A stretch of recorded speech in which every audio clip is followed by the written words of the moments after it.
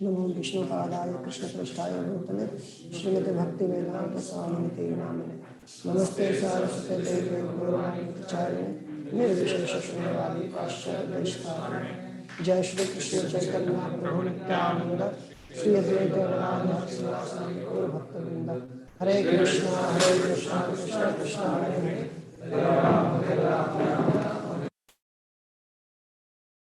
Today we discussed verse 3 and 4. So that first I want to list the 6 symptoms of love shared by one devotee and another with reference to the Sanskrit words in NOI text for this first. Reflect on their experience of applying the 6 symptoms of love. So you can share your experience, whatever has been shared within the society of devotees. Somebody can just want to experience if something has, if the artistic math, anything, you can share your experience. Anyone's.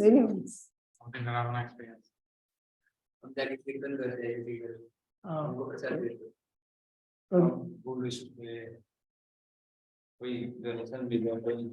books Good. Yeah, it is his experience where he gives. Discuss how successful ISKCON has been in facilitating the 6 kinds of loving exchanges between devotees. How do you think how much successful ISKCON has been in facilitating these 6 activities? There have been, of course, some. It's not that we're not doing, but we need to more know that qualities with whom one should do all those things. Gradually, these things are improving. Gopal Prabhupada Prabhu used to say that during Prabhupada's time, actually ISKCON was in mode of ignorance, but because of the potency of Prabhupada, just because of the potency of Prabhupada, it was running like transcendental way. Whatever he was giving anyone's instruction, just it was because of the potency of Prabhupada. And when Prabhupada left this world, then there was chaos in ISKCON, so many problems and all those things going on. So many, but gradually, nowadays, we are little bit more of goodness and more in the passion. We want respect from the society. Every types of persons. ISKCON as a society wants respect from the outside society. Okay, we have to please government also. We have to please different types of whatever the person, some types of dharma, bhajan. So respect is a sign, symptom of who is much in the mode of passion. And still, a lot of books are also coming, different things, books are also coming. These are symptoms of mode of goodness. So gradually it is increasing towards the mode of goodness. So Gopal Prabhupada used to say that when proper mode of goodness will be prominent, then all those things, whatever the instructions are given in the book of instruction or Updeshamrit, that will be, we can see that it will become easier for the devotees to understand that, to apply that in their lives. List practical ways of applying the Sadgudam Priti Lakshanam within ISKCON full-time and congregation membership. How both of them, they can apply those 6 between them, amongst themselves. Those who are full-time brahmachari and those who are congregation devotees. They can donate congregation devotees some money to the temple. And the temple residents, they can go do some kirtan, give some hari katha, have some prasadam at their house. Yeah. Harikatha and all those things comes in that. Discuss the qualifications required to utilize everyone's contribution to further the Krishna conscious movement in relation to Pratigranati principle. Qualification is that only Uttam Vaishnava. From anyone he can take and utilize. Otherwise, if one is not Uttam Vaishnava, then we should consider whom they are taking, what they are taking, all those things. Discuss the importance of all devotees of applying the Dadati principle in relation to spending at least 50% of one's income in the service of Lord and his devotees. It is more of like they seem that it is impractical. So normally it is encouraged, at least try to start giving something, say 5%, 10% like that. And moreover, it's not possible even 50% come to the temple, do some service for the Lord during like Sunday programs. Grastas are encouraged to do some service and all this.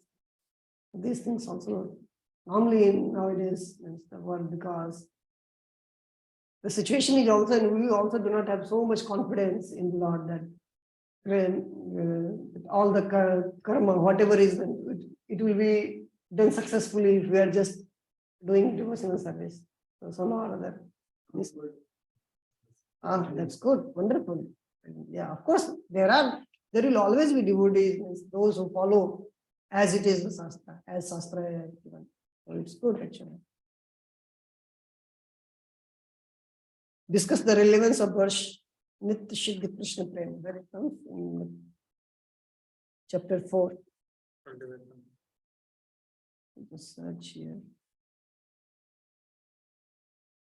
47 page. Is number 47. Okay, Nitya Siddhi Krishna Prem, Shadhi Kabunai, Shronadi Suddhichipte Korayude. Pure love of Krishna is eternally established in the hearts of living entity. It is not something to begin. We discussed in there also when we started, I think in second, Prayasascha. In the Prayas, we discussed that for material accumulations and all those things, you need to have extra labor.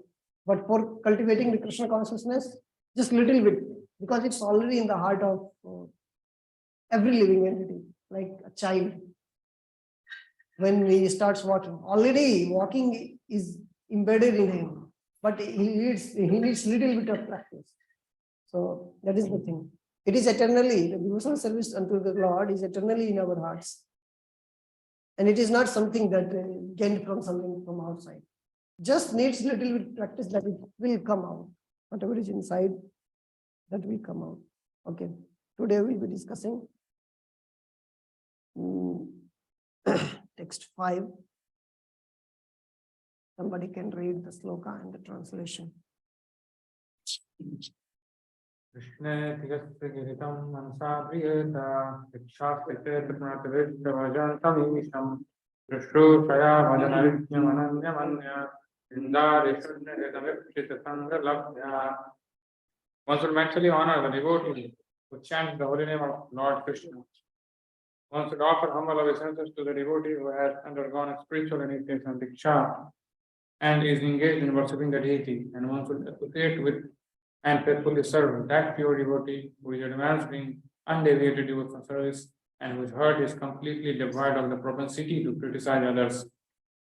In this translation, Prabhupada has included third and fourth. There means actually there are one lower Uttama Vaishnava and one higher Uttama Vaishnava, included both together. We'll see in the different commentaries that there are actually, this verse is talking about 4 levels of devotees. We'll see in the commentaries of the different verses. Prabhupada, of course, because either if one is pure devotees, their association is desirable. So that is why Prabhupada has included both together in one. So we'll see now this Bhakti Siddhanta Saraswati Thakur, Bhakti Siddhanta Saraswati Thakur, Madhyam Bhaktir, Trivid Vaishnav 7K. What is the threefold of Vaishnav Sheva for the Madhyam Bhakta? Means how Madhyam Bhakta executes the Vaishnav Sheva to the 3 different kinds of devotees. So the 4th verse starts from, especially for the Madhyam Bhaktas. This also, because for the Kanishta Bhakta, Prabhupada will describe in the purport, they do not have this consideration of differentiation, how to differentiate and how not to. Madhyama Bhakta knows who is devotee, who is not devotee, who is innocent, and who is inimical, who is demoniac. So these are very much needed for those. Of course, even the Kanishta Bhakta also, those who want to progress. And Madhyam Bhakta, those who want to progress further. So for them, these verses are very much needed. So, Yashya, Jahar, Kiri, Mukhe, Krishna, Iti, Ek Krishnam, Tah. Ei रूप कनिष्ठ अधिकारी के मनसा सो संपर्क बोधे मोने मोने मध्यम अधिकारी. Okay, so मध्यम अधिकारी thinks that, sorry, yeah, the Kanishta Adhikari means the neophyte on the neophyte stage, who has Krishna name, at least one Krishna name in his mouth. Madhyam Adhikari thinks him that he is connected to the Swa, means himself, means Madhyam Adhikari thinks that he is connected to our community, our family only. Like that he thinks. Adriyata, Adar Koriven, Cheto, Jadi, Dikshasti, Kanishta Adhikari, Dikhito Hon. What is this? Bhajantam Isham. Evam Jodi Hojne Pravrit Haken Arthat. Oh, sorry. Evam Hari Bhojane Pravrit Haken Arthat Sad Sad Vichar Vicharagya. Yes. मध्यम अधिकारी के हरि भजन सदा प्रणति विश्च प्रणमामि द्वारा आद्रियेत आदर कोरिवेन. Okay, and then Bhaktisiddhanta Saraswati, if the Kanishta Adhikari, if he takes initiation and always in the Hari Bhajan, he is engaged in the Hari Bhajan, that means that always means continuously he is engaged in the Hari Bhajan, then the Madhyam Adhikari, he is considered as Madhyam Adhikari, and he should be honored, he should be respected by pranamami, which means offering obeisances. Ananyam, Ekant Krishna Shrita, Anya Nindadi Shunyam, Krishna, Vinna Anya Pratiti Rohit Hayar Ninda Vandano Vandana.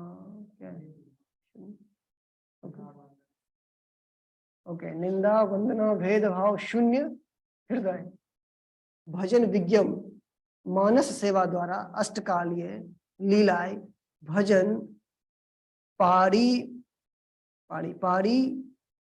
Patya Pate, ये ना Paripatya कुशल. Okay, कुशल ए रूप महाभागवत के इप्सित संगलब्धया स्वजातीय आश्रय स्निग्ध गुणेर मध्य सकल अपेक्षा श्रेष्ठ उत्तम संग जानिया. Okay, now Bhaktisiddhanta Saraswati is telling those Vaishnava who are engaged in higher form of devotional service, like in his mind always engaged in the serving of Radha Krishna in their eightfold pastimes in his mind, and who does not have any such criticism for any living entities or honor, it's unnecessary honor for any living entities in his heart, and who is Bhajan Vigya. Bhajan Vigya means he is expert in the Bhajan. They should be, their Sangha means their association is most desirable. How? In the amongst them whom we consider Swajatiya, means like-minded, whom we take shelter, So amongst them, their association is most desirable. Which kind of devotees? Who are free from all criticism and giving just unnecessary honor to anyone, and who is bhajan vigya, means who is expert in bhajan, and in his mind always engaged in serving Radha Krishna in his eightfold pastimes. Shushrushaya, Pranipat, Pariprashna, Seva Dwara, Bhagavad Gita 434. So we should serve him manually. How? By offering obeisances, by asking questions, and by serving, manually serving. Agriye Madhyam Adhikari Adar Kori will. So Madhyam Adhikari should respect them in that way. So we'll see now in commentaries that there are 4 levels of devotees, and there are 4 levels of respect also. Yeah. For that.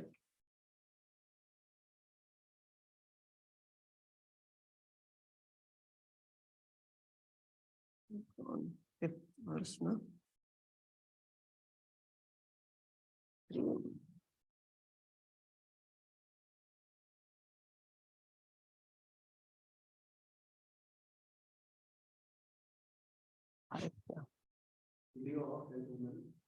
Video off? Yeah.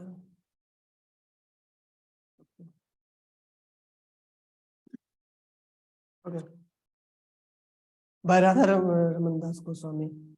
Now this verse, Krishneti Yashigri, teaches natural, self-manifest, okay, bhakti, Swarup Siddha bhakti. Yesterday we were discussing that the 4th verse was like secondary characteristics. Now this verse has started about primary characteristics of the bhakti. So Jiva Goswami in Bhakti Rasamrita Sindhu's commentary tells that there are actually, on the basis of characteristics, there are 3 types of bhakti. One is called Swarup Siddha bhakti, one is called Sangha Siddha bhakti, one is called Arop Siddha bhakti. Just in brief, I will describe.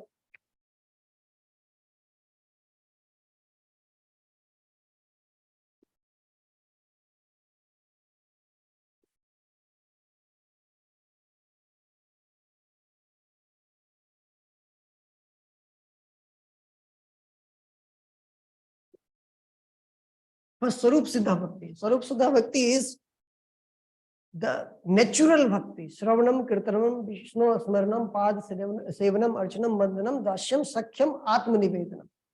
These 9 process. These are Swarup Siddha bhakti. Nothing else is added on that. Okay. So now here, Rup Goswami has started the original characteristics. In the 4th verse, he was discussing about Dadati Pratigranati. So those things are done with the devotees, but that are not the primary characteristics of bhakti. Okay, that are done to enhance our relationships so that we can advance, we can reduce our aparadh and all those things. That will help in engaging in this type of bhakti. So the Sarvanam, Kirtanam, Vishnu, Smaranam, they are Swarup Siddha bhakti, the direct bhakti, Pratyaksha bhakti, natural. Sarvanam, Kirtanam, those things. Okay. And then there is something called Arop Siddha bhakti. Arop Siddha bhakti is some persons, they engage in their material swadharma, like varnashram, whatever. But they think that if I will do this, Lord will be pleased. He might not have this attitude that I have to attend devotional service. But if he has this attitude also, sometimes even because of the activity, it is called bhakti also, not the desire. Most of the part, the desire matters the most, but sometimes because of the activity also, it is called bhakti. So if he is engaged in varnashram dharma, or that doesn't transgress the Vedic dharma, but he has this attitude also, that Lord will be pleased. But he does not have this, that someday I have to get Krishna bhakti or devotional service to the Lord.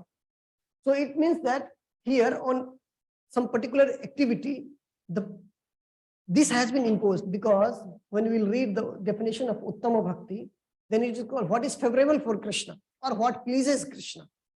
So if somebody is following Vedic dharma, varnashram and all those things, that also pleases Krishna. but not on that level. If somebody is doing the Sravanam Kirtanam Vishnu Smaranam directly. So that also pleases, okay, he is not transgressing Vedic Dharma. So on that, bhakti is imposed. Bhakti is imposed means on the activities of Varnashram because of his desire that, okay, Krishna will be pleased. That is why it's called Arop Siddha Bhakti. So Varnashram Dharma or any such thing that is not directly bhakti, but it comes under the Vedic Dharma with the desire that it pleases Krishna or it pleases Hari. That is called Arop Siddha Bhakti. And something in between that, Sangha Siddha Bhakti. Sangha Siddha Bhakti is that somebody who is not engaged in the fruitive activities. Here person can be engaged in fruitive activities also. But he has this much sense that God will be pleased if I do not transgress that. If I don't follow adharma, God will be pleased. Then something is called Sangha Siddha Bhakti. It means that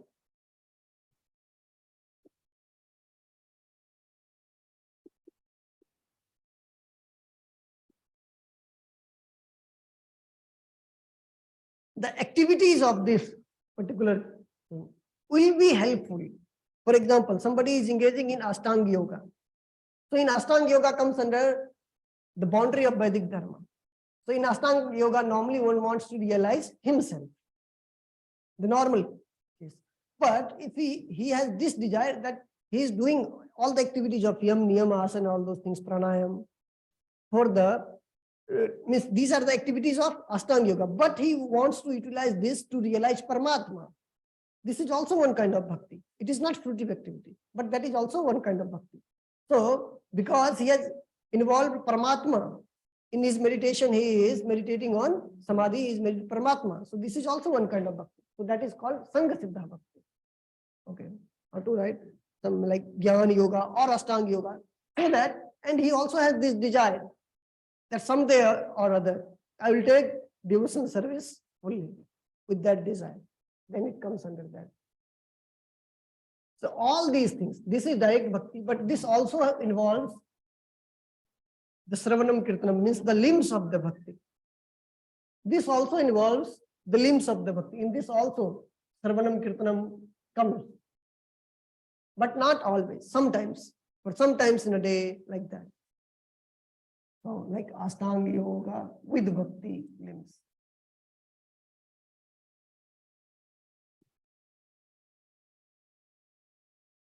So he's telling that commentator that now Rup Goswami has started about the Swarup Siddha Bhakti.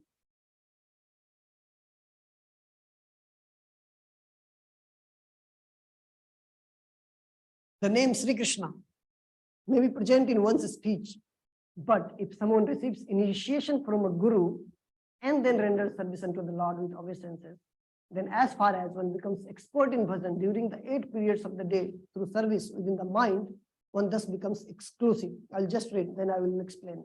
It will be difficult to understand.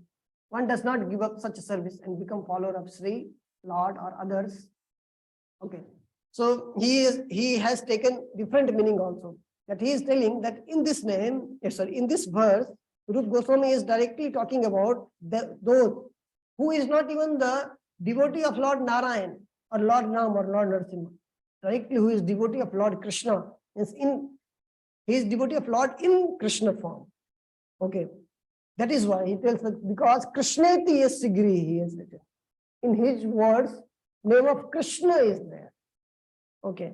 So the commentator is telling Radharaman Das Goswami that Rup Goswami is talking about that person who is exclusively engaged in the Krishna Bhakti, not Vishnu Bhakti, not Rama Bhakti. So that type of person, he doesn't tell us about Kanishta and all those things. He tells that type of person should be given all type of respect, which he should be honored in the mind also. He should be paid obeisances also. He should be served also. And his associations, we should seek his association also. However, he gives another meaning also.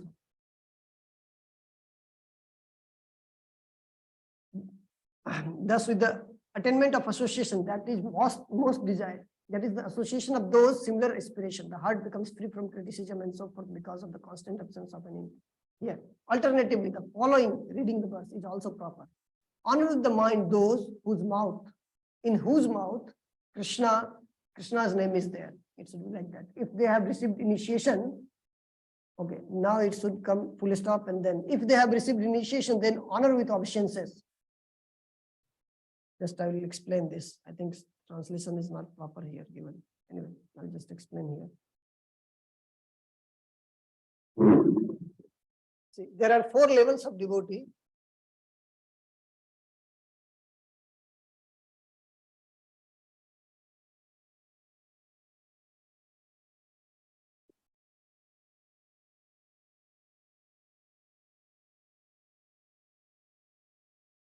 And there are 4 levels of respect also.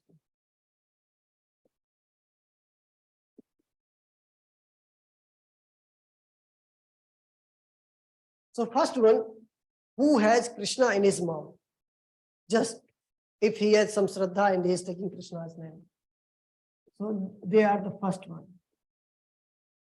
Or chanting. I'll just write who is chanting.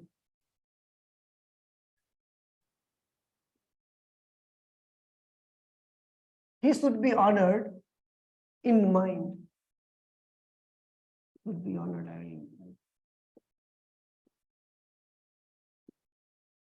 In mind. Okay. Then there are second, who is chanting and has taken initiation and engaged in devotional service.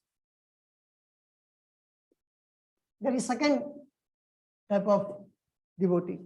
And he should be honored in mind first, as well as he should be paid obeisances. We should respect him by paying obeisances.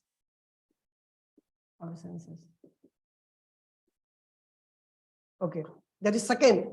What is the meaning of initiation? We will see in the purport. Prabhupada also explains.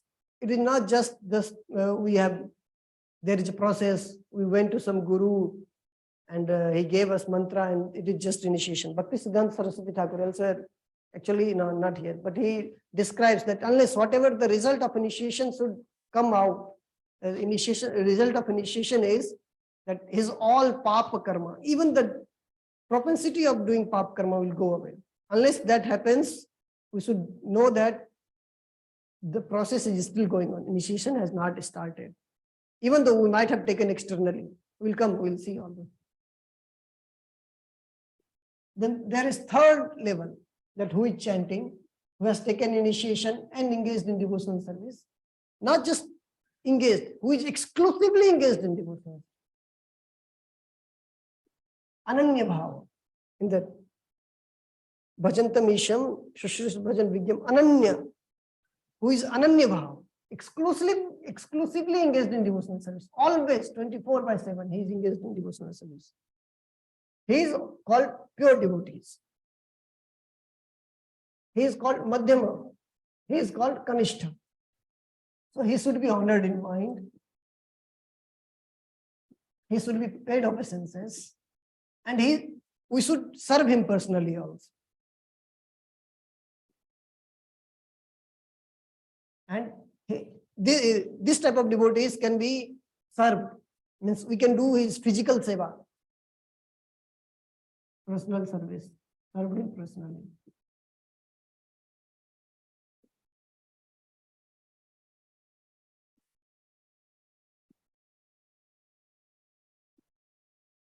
Photo नहीं लिए थे पिछला का anyway.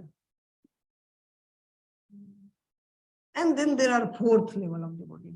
Who is chanting, who has taken initiation, engaged in devotional service, who is exclusively engaged in devotional service also, and as well as who is free from all types of criticism. He does not see anybody different. He sees everywhere Krishna's presence, in everything Krishna's presence, and he does not gives respect also unnecessary to anybody. If somebody is not worthy and just giving respect, he does not give respect also. He is indifferent to all those things. He does not criticize. He does not give respect unnecessary. So that type of person, free of criticism and miss all those three. He has taken initiation, sorry, chanting, he has taken initiation and engaged in devotional service. He is exclusively engaged in devotional service, as well as he is free of criticism and unnecessary respect. Means giving unnecessary respect.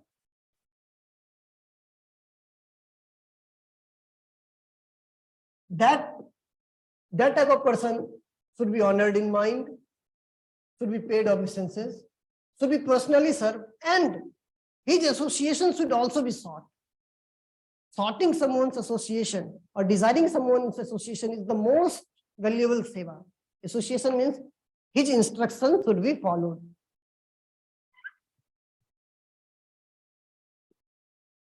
Perfected pure devotee. He is pure devotee. He is perfected pure devotee.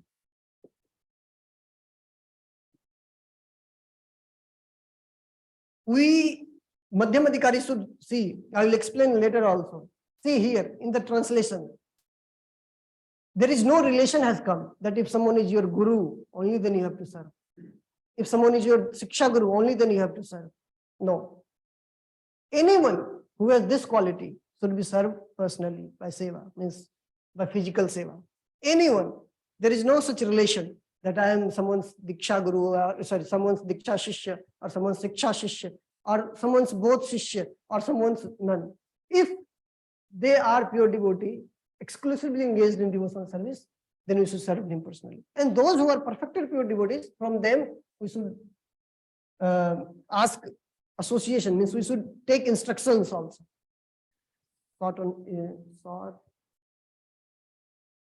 Seek association. Prabhupada will explain these things in purport gradually, not in the same wordings, but he will explain.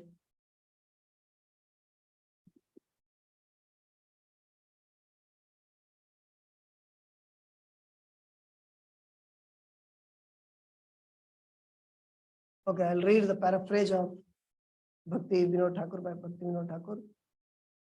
मैं आपको book भेज दूंगा, ठीक है? मैं आपको book भेज दूंगा सेपरेटली. अशत लक्षणहीन गाय कृष्ण नाम मोनेते आदर ताते कोरा और विश्राम. Always honor with the mind those who are free from bad qualities and chant the name of Krishna. It means that we should honor who are devoid of non-spiritual characteristics and chants or sings the name of Krishna. They should be honored in mind constantly. Those, whoever chants the name of Krishna, they should be honored in mind constantly. Or Vishnu, without taking any risk, they should be honored. Sorry.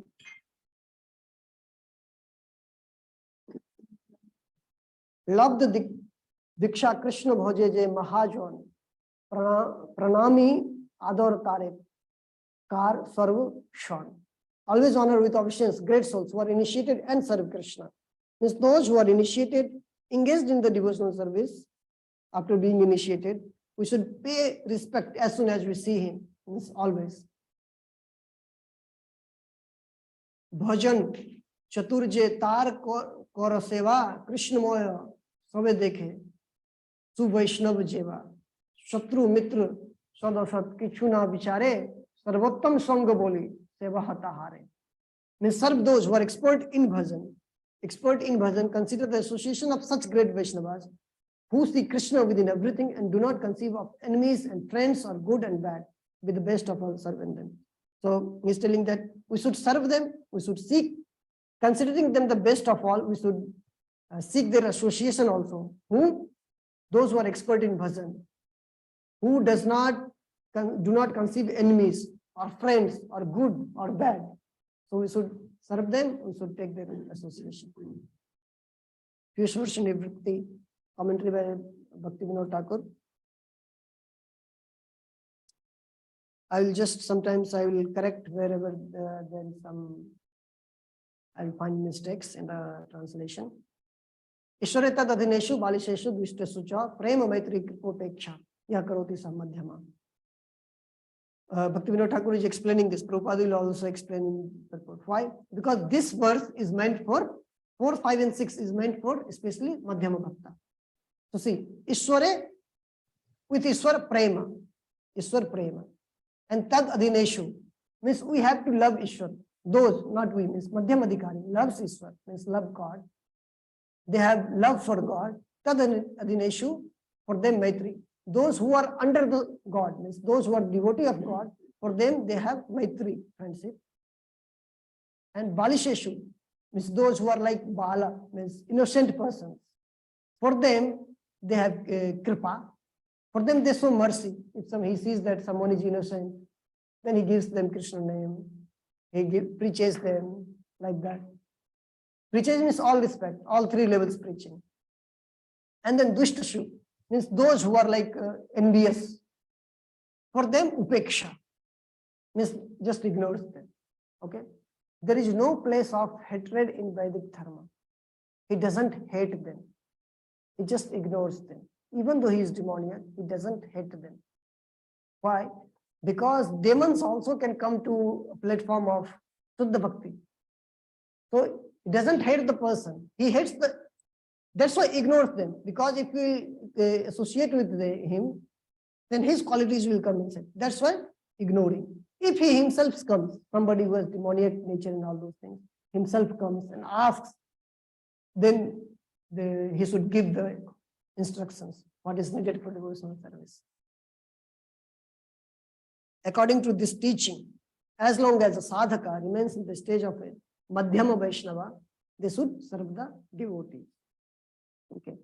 We should not artificially make, like, unless we have realized that Krishna is everywhere, we should not artificially make that, okay, no, I will not do all those things, I will not help the Balisheshu, those who are innocent. No, unless we have realized.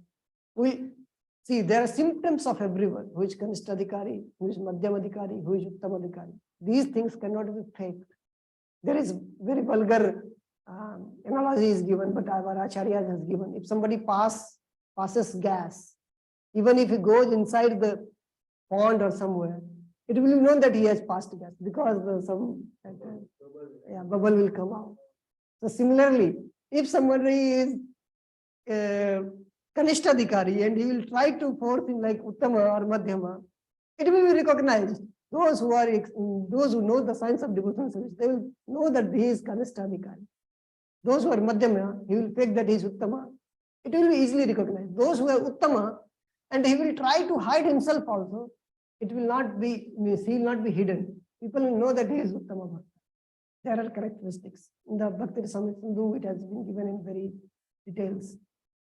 So as long as we are in sadhaka stage, as a Madhyamadhikari, we should do all those things. Means we should love God, we should be friend with the devotees, we should help the innocent persons, and we should ignore the demoniac persons. Because advanced devotees see Krishna's presence everywhere, they make no distinctions between friends and enemies, devotees and non-devotees. They make no devotee and so on. Intermediate devotees endeavor for bhajan. Bhajan means all the devotional service. Normally the Sanskrit term, the traditional term is just bhajan. Means Madhyamadhikari endeavor for bhakti. But for the Uttama Bhakti, they do not have to endeavor. It has become their nature itself. But Madhyama Bhakti has to endeavor for doing devotional service. In this fifth verse, their behavior towards devotees have been prescribed. Madhyama Bhakta should keep away from those who associate with women and other non-devotees. So Dvishtashu, like woman means opposite genders, and non-devotees means, we have discussed already in the first, second, third verse about the non-devotees. And thus remain free from their faults. But because less intelligent, Kanishta, lack understanding of the tenets of Sambandha. Sambandha means the relationship, what is the relationship between us and the God. And those also, that also comes in Sambandha Jnana only. Those who have taken the shelter of God, that also comes in, what is the relationship of us with the devotees, that also comes in Sambandha Jnana only. Whatever is related to God and us, it's Sambandha Jnana. Kanishta Vaishnava should know them to be innocent, Madhyama Vaishnava should know them to be innocent and be merciful to them. Upon hearing the name of Krishna from their mouths, Madhyama Vaishnava should honor them within the mind according to their relationship with them. No, it should not be like this. I'll read the actual commentary tells that within the mind, considering him to related to his family family means he has taken this bhakti path. So he is under my family. So we should honor that. Madhyamadhikari should honor like that, not according to their relationship with them. If initiated persons, beginners, engaged in Hari Bhajan, then intermediate devotees should honor them with obeisances. Intermediate means Madhyamadhikari. Madhyamadhikari should gratefully honor great devotees who are free from tendency to criticize others, knowing them to most desirable association. Serving the Vaishnavas in the way is the source of all perfection. Is that doubt? But now paraphrased by Bhakti Siddhanta Saraswati Thakur.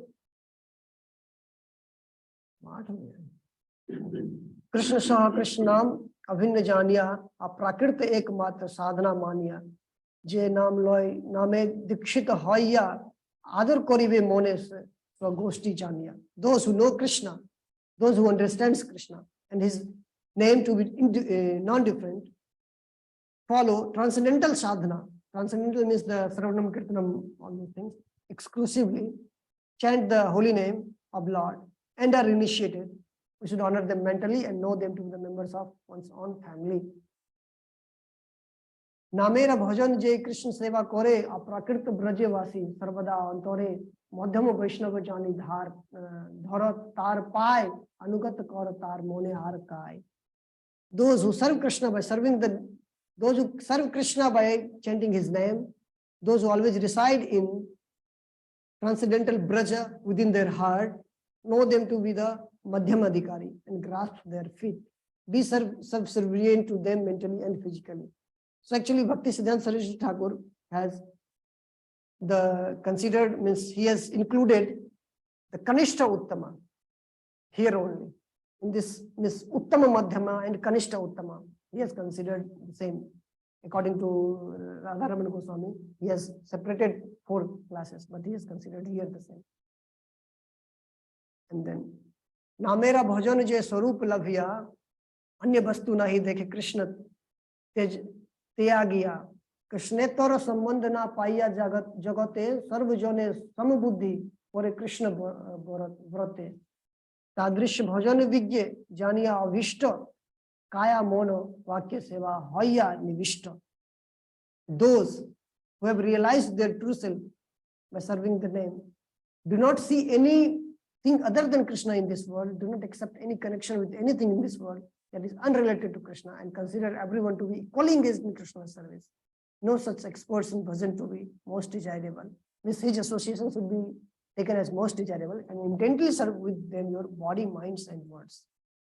Shushru koribe tar sarvato bhavere Krishner charan labh hoit taha hoite. Serve them with all respect, thereby reach Krishna's feet. If we'll serve them with all respect, then we easily reach Krishna's feet. Before coming to the Anuvritti, I would like to read some of the purport of Srila Prabhupada, because whatever is in the Anuvritti given, already Prabhupada has covered this. Almost everything he has covered. In order to intelligently apply the principle of reciprocation, in the previous verse, one must select proper person with careful discrimination. Prabhupada in the first line itself is warning. What? That when we are going to have these 6 kinds of, that has been discussed in the previous verse, that how we should deal with the devotees with these 6 kinds of association. Then we should very properly one should select, very with careful discrimination. This verse is telling us how to discriminate amongst the devotees. The next verse is telling how not to discriminate the pure devotees, that we will see. So discrimination is based on spiritual realization. Okay. So on a spiritual realization, someone's under spiritual emancipation, we should discriminate.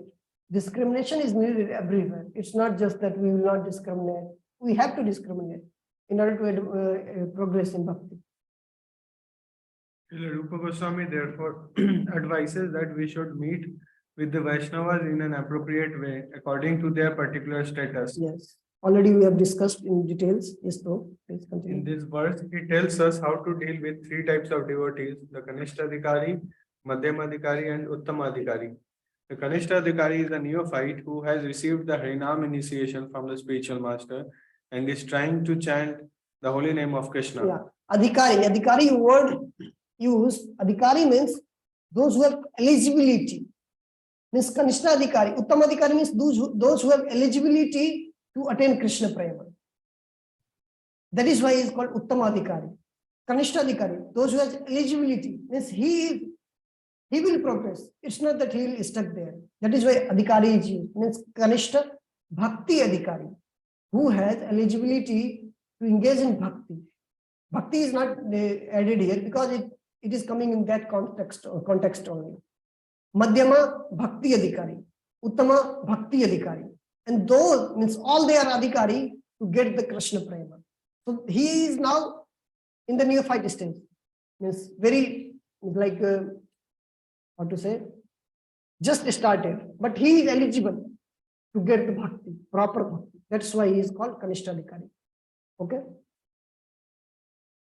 One should respect such a person within his mind as a Kanishta Vaishnava.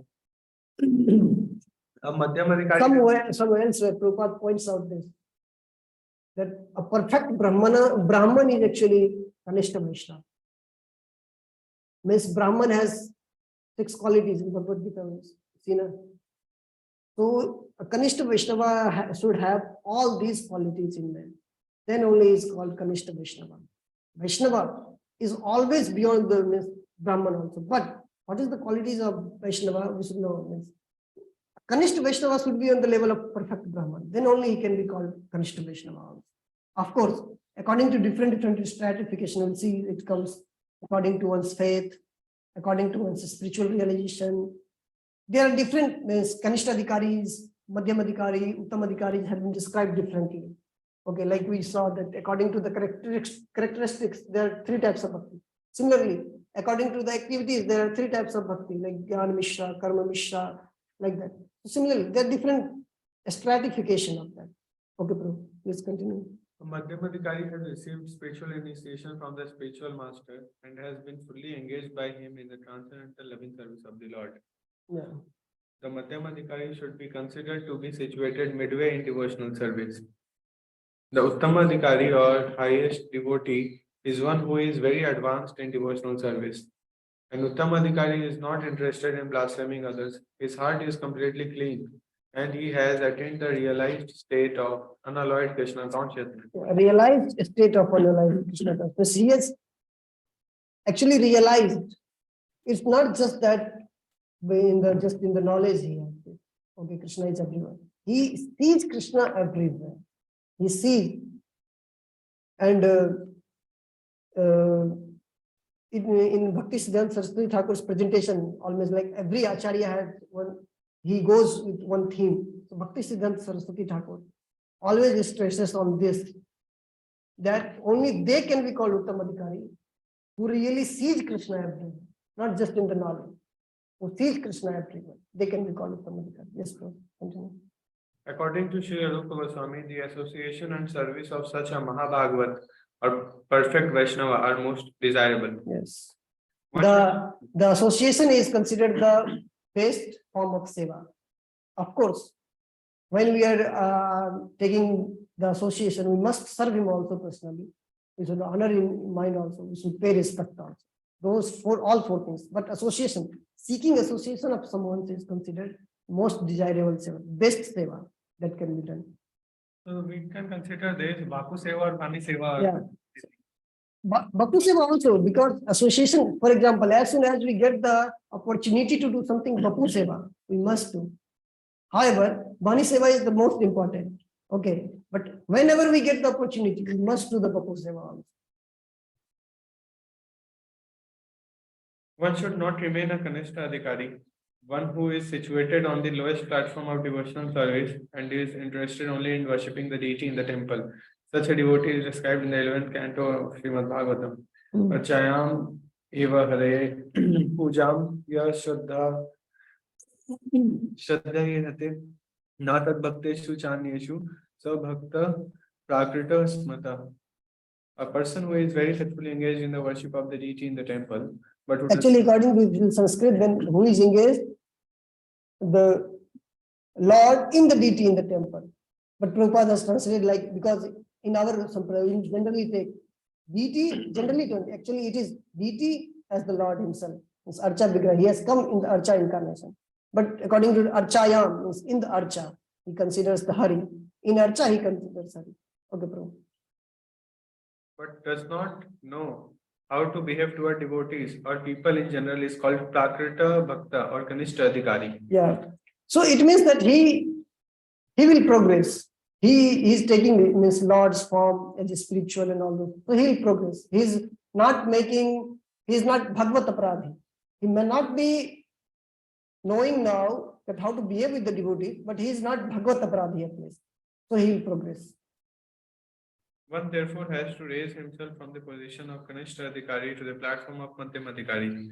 The Madhyam Adhikari is described in Srimad Bhagavatam 11-46 in this way. Ishware tadadineshu baliseshu vishtashu cha prema maitri kripopeksha yah karoti samadhyama. The Madhyam Adhikari is a devotee who worships the Supreme Personality of Godhead as the highest object of love. Make friends with the Lord's devotees, is merciful to the ignorant and avoids those who are envious by nature. So here Prabhupada is taking from Srimad Bhagavatam. These are based on the dealings. These are the categorization based on the dealings. How Kanishta Adhikari deals, how Madhyama Adhikari deals. Madhyama Adhikari, how does he deals? First, he has prema for Ishwar, means God. Second, he is friend with devotees. Third, he is preaching or merciful to the kripa, to the innocent person, and he ignores the envious person, atheist or envious enemy. So he ignores them. Similarly, that dealings of the Kanishta Adhikari. What is the dealings of Kanishta Adhikari? He only sees Krishna as the hero. Of course, for Madhyama Adhikari also Krishna is the only hero. But he knows, okay, these are the persons who serves the hero. That's why this will be our friend also. For Kanishta Adhikari, only Krishna is the hero. Everyone is just villain. Okay, just leave it. Okay. I am only focused on Krishna. For Madhyama Adhikari, Krishna is the hero. For Uttama Adhikari also Krishna is the only hero. But then supporting actors. So devotees he considers, okay, he is under the supervision of Lord. So we should have friendship with them. Then it's okay. They are the eligible persons who can take the name of the Lord, who can take to the service to the Lord. Innocent person. So he is merciful to them. Okay. Okay, please continue. Someone else? This, the first one is below Kanishta Adhikari. Second one, Kanishta Adhikari, Madhyam Adhikari, Madhyam Uttama both. See, actually, different acharyas. Sometimes when it is taken like Kanishta, in Kanishta also, there are three separations. We will see in Bhakti Rasamrita. Uttama also, Kanishta Uttam, Madhyam Uttam, Uttama Uttam. So sometimes Uttama Kanishta and Kanishta Madhyama are taken one. Okay. So we should not confuse, like sometimes these two comes together, sometimes these two comes together, sometimes these two comes together. So it's like that, according to different certification. This is the way to cultivate. This is the way to cultivate devotional service properly. Therefore, in this word, Srila Rupa Goswami has advised us how to treat various devotees. Yeah. So as soon as one has taken Krishna's name or devotional service, they must be respected. If one is chanting, he must be respected. That's why Rupa Goswami is very much stressful. Even the Kanishta Vaishnavas should also be respected within his mind, but must be respected. Please go. We can see from practical experience that there are different types of Vaishnavas. The Prakrita Sahajiyas generally chant the Hare Krishna Mahamantra, yet they are attached to women, money and intoxication. Although such persons may chant the holy name of the Lord, they are not yet properly purified. Such people should be respected within one's mind, but their association should be avoided. Those who are innocent but simply carried away by bad association should be shown favor if they are eager to receive proper instruction from pure devotees. But those neophyte devotees who are actually initiated by a bona fide spiritual master are seriously engaged in carrying out the order of the spiritual master should be offered respectful obeisances. Like now, Prabhupada has combined second and third. Seriously engaged, as he initiated, engaged in bhakti. He has combined both. Means So they are called Madhyamadhikari. So acharyas in different, sometimes 3, sometimes 4, they do like that. Yes, bro. Continue. In this Krishna consciousness movement, a chance is given to everyone without discrimination of caste, creed, or color. Everyone is invited to join this movement. Sit with us, take prasad, and hear about Krishna.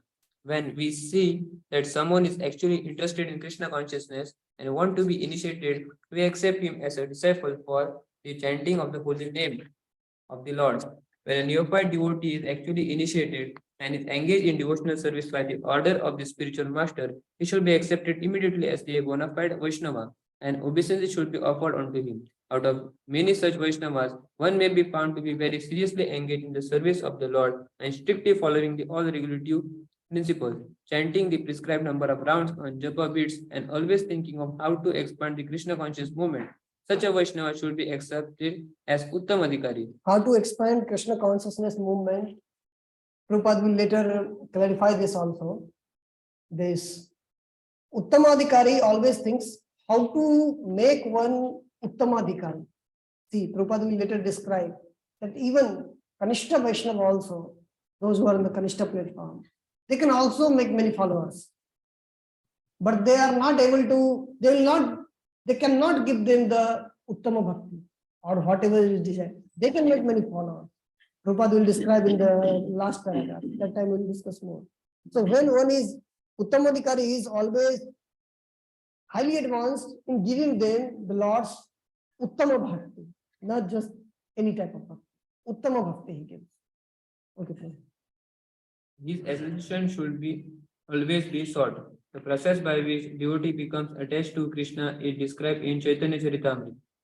Diksha kale bhakta kare atma samarpan, sahi kale Krishna tara kare atma sama. At the time of initiation, when a devotee fully surrenders to the service of the Lord, Krishna accepts him to be as good as himself. Yeah. So here it is very important point. Devotee fully surrenders. Fully surrenders means there are 6 limbs of Saranagati. I'll not be taking that. In preface of Chaitanya Charitamrita, teachings of Lord Chaitanya, Prabhupada has very elaborately explained what are the 6 limbs of Saranagati. Unless externally he has been given initiation by some of the representative of Lord. When we take initiation in any sampradaya, it is not just the person whom we are taking. It goes up to he is the representative of the pure representative of Krishna. It goes to like if we have taken initiation in ISKCON from some guru, Srila Prabhupada, Bhakti Vinod Thakur, Bhakti Siddhanta Saraswati Thakur, Bhakti Vinod Thakur, up to Krishna. We have to serve subservient to all, not just the from whom we have taken initiation. We have to be subservient to all, and we have to fully surrender. Fully surrender to this. There are 6 limbs. All those 6 limbs come into consideration. Not just okay, initiation I have taken and chanting and all. No. Full means Anukulasya Sankalpa, Patikulasya Varjanam, Goptritya Varnam, and Rakshasiti iti Vishwasa, Goptritya Varnam, Atmanikshepa, and Karpanya. All those 6 should come. Otherwise, there is no purpose. Means the purpose of initiation will not be fulfilled unless those things comes. Initiation is just so. Bhakti Siddhanta Thakur writes. It is just so. It is not initiation. Even though externally you might have taken initiation, it will not yield result. This like 6 limbs of bhakti. There was one Saranagati, not bhakti. Like feel exclusively dependent on the mercy of the Lord. So in this, whether only Krishna or like Sabad Narsimhadev is there. Yeah, of course. Krishna will see in Bhakti Rasamrita Sindhu. Krishna means whenever Krishna comes, all his expenses, all his avatar, everything comes in that. Like in the translation. Previous it was, see again, there was alternate meaning also was given. The Acharyas are in this Gaudiya Parampara, in this particular mood, and we are also reading Rupa Goswami's instruction.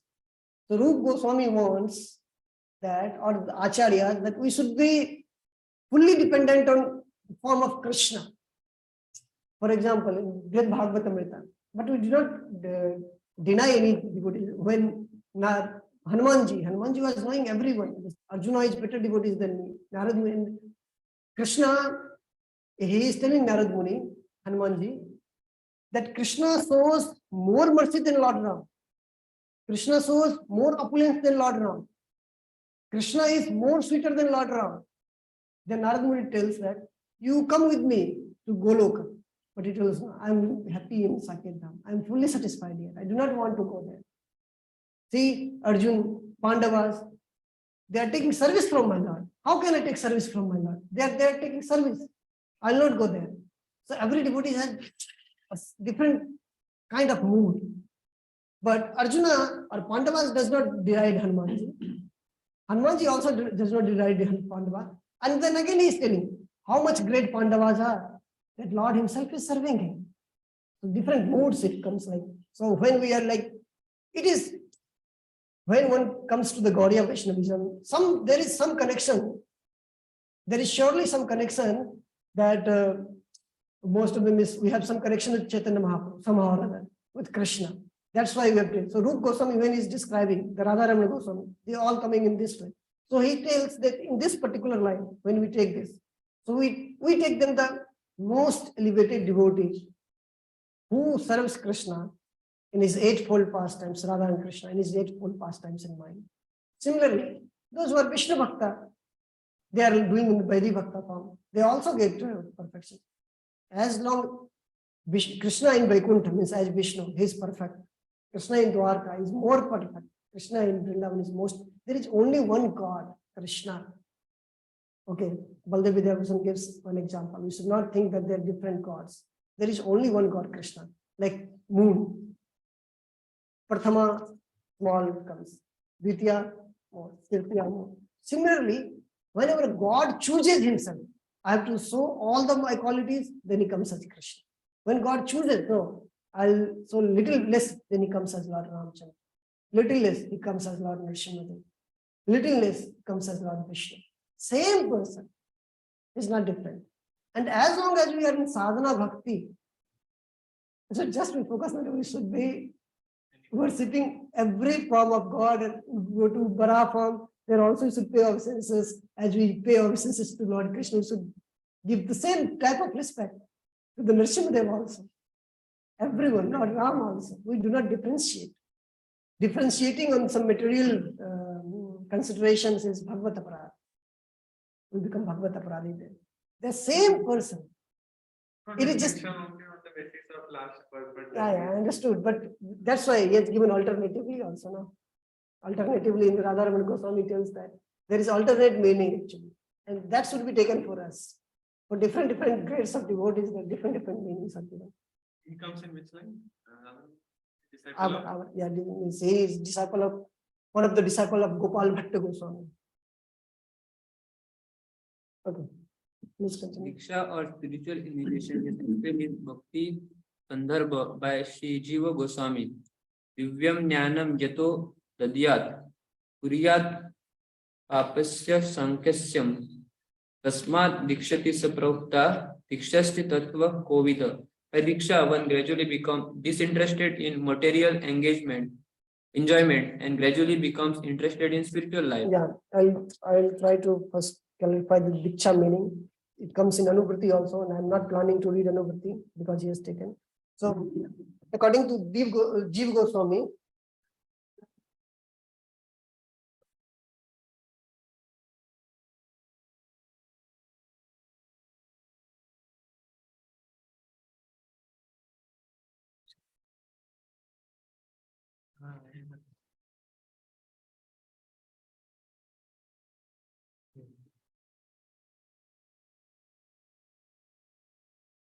he tells that this means Divya.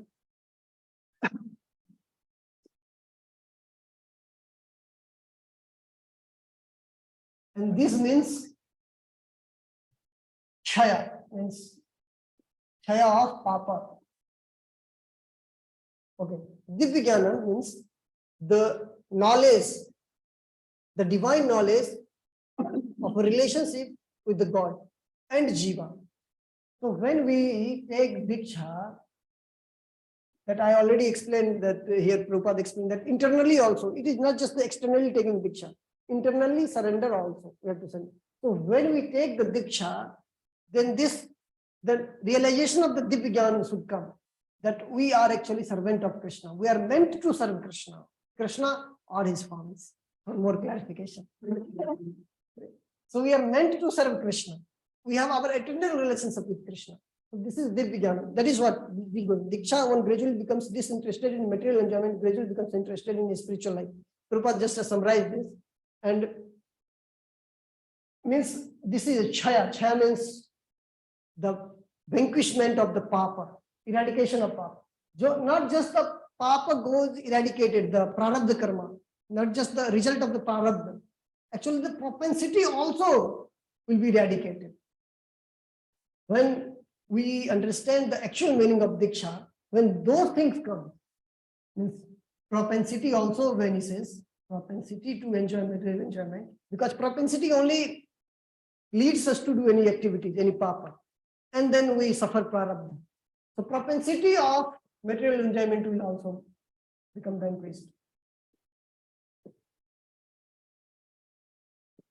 And we realize this, that what is the relation between us and Krishna. We are meant to serve.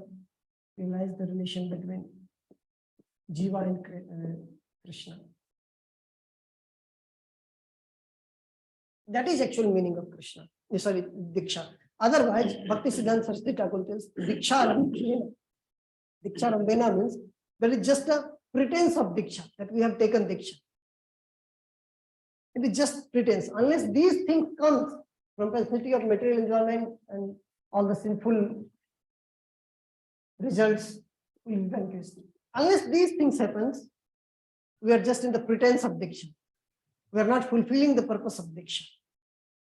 And here, Prabhupada will also describe actually that how these things work. Means when we take Diksha, we should understand Manmana Mad Bhakto Madhyaji Mam Namaskuru. Means these are the things only you have to engage in, nothing else. Realize हाँ तो इसलिए तो होंगे ना धीरे धीरे धीरे धीरे इसलिए मैं क्या बोल रहा हूँ सब ग्रेजुअल प्रोसेस है मैं कंस्ट्रक्शन इसलिए पढ़ रहे हैं ना सब दीक्षा में भी 5 चीजें होते हैं पहले पंचरात्र दीक्षा में फिर सारी चीजें आता है हर चीज अभी तो नॉर्मली जो हम लोग होते हैं पहला 3 चीज दिया जाता है कि नाम हरिनाम मंत्र और कुछ बीट्स नहीं मतलब यज्ञ जैसे करवाए फिर गायत्री में 2 चीजें दी जाती है फिर इसका दीक्षा is the whole process of life. It just is starting. In English, somebody has given this initiation. Proper word. Initiation means just starting. Okay. So those all things will go up to unless we attain prema bhakti. These things will go and go and go on. Okay. So those who are giving diksha also, how one make the disciples surrender means like internally also. He himself, Sri Vigrahara Dhana Nityanana, so himself are engaged and he makes devotees also to do all those types of things. He himself is worshipping Krishna and he is making devotees also. So like that, he makes him surrender to externally also, externally doing all the activities for Krishna and internally when we will be doing all those activities, internally, gradually we will start developing more and more faith, more and more Shraddha and we will start fully surrender to the Lord. Okay, please continue. We have seen many practical examples of this, especially in Europe and America. Many students who come to us from rich and respectable families quickly lose all interest in material enjoyment and become very eager to enter into spiritual life. Although they come from very wealthy families, many of them accept living conditions that are not very comfortable. Indeed, for Krishna's sake, they are prepared to accept any living condition as long as they can live in temple and associate with the Vaishnavas. When one becomes so disinterested in material enjoyment, he becomes fit for initiation by the spiritual master for the advancement of spiritual life in Srimad Bhagavatam. Prescribed tapasa brahmacharyena samena cha damena cha. When a person is serious about accepting diksha, he must be prepared to practice austerity, celibacy, and control of the mind and body. Yeah. So see, Prabhupada himself is making clear. When one is serious to take diksha, one should prepare to practice austerity, celibacy, control mind and body, nectar of instruction. We are reading for all those things. So it should be known that are we serious to take all those things? How we should control our senses, how we should control our mind. If not, then the purpose of Diksha is not going to be fulfilled in future also. Prabhupada himself is talking about if someone is serious to accept Diksha, he must be prepared. He must be prepared to follow the instructions of Upadesamrita. Then only the purpose of the Diksha will be fulfilled. Yes, Prabhu, If continue. one is so prepared and is desirous of receiving spiritual enlightenment, Divya Jnanam, he is fit to be initiated. Divya Jnanam is technically called Tat Vijnana, or knowledge about the Supreme. Tat Vijnanartam sa gurum eva vidigachyate. When one So I just explained this. Means he goes to the Guru. When one is interested in transcendence, he goes to the Guru for knowing about the subject matters. Which type of Guru should be, we should go? Okay, it will be described later by Prabhupada. That type of Guru who himself is engaged in that and who is making his disciples also to engage in those. We should go to that type of Guru. Yes, Prabhupada. When one is interested in the transcendental subject matter of the absolute truth, he should be initiated. Such a person should approach a spiritual master in order to take Diksha. Srimad Bhagavatam also prescribed, Tasmat Gurum Prapadyante Jnashu Shayam Uttamam. When one is actually interested in transcendental science of absolute truth, he should approach a spiritual master. Continue next paragraph, please. One should not accept a spiritual master without following his instruction, nor should one accept a spiritual master just to make fashionable show of spiritual life. Yeah, not just like, even if you are not ready, sometimes what happens. And somebody tells that Diksha le lo, and we take the initiation. This should not be the thing. Not a so just because everyone, whoever was with me in the base or wherever, in my bhakti life, they have taken initiation, also should be initiated. It is very serious thing, as I told, not just to the person from whom we have taken initiation. We are surrendering to the whole parampara up to Krishna. So we should know what is the teachings of Srila Prabhupada. At least because Prabhupada has presented all the acharyas in summarized form everywhere. So we should know all those things. To whom, which process are we going to take? We are going to give our life. Diksha means actually, in a sense, giving our life. Either one is householder or he has to give his whole life to some process. So it should be properly knowing that for what we are going. Is it desirable for me? Is it beneficial for me? We should know all the process, not just because someone has taken and somebody is forcing me, so we should take. No, this should not be the case. Continue, please. One must be jigyasu, very much inquisitive to learn from a bona fide spiritual master. The inquiry one makes should strictly pattern on transcendental science, jigyasu Shreya Uttama. The word Uttama refers to that which is above material knowledge. Tama means the darkness of this material world, and Ud means transcendental. Generally, people are very interested in inquiring about mundane subject matter. But when one has lost such interest and simply interested in transcendental subject matter, is quite fit for being initiated. Yeah. So Prabhupada is telling that when one takes initiation, inquires, he should strictly pertain to the transcendental science, not about we go to any Diksha means even from whom we are taking Siksha or anything. So not we talk about Dharma, Artha, Kama, Moksha. No. Only the Krishna Bhakti. These things should be discussed. Not anything else. No, not about Dharma, Artha, Kama, Moksha and all those things. This is the disciple should be very much wary of that.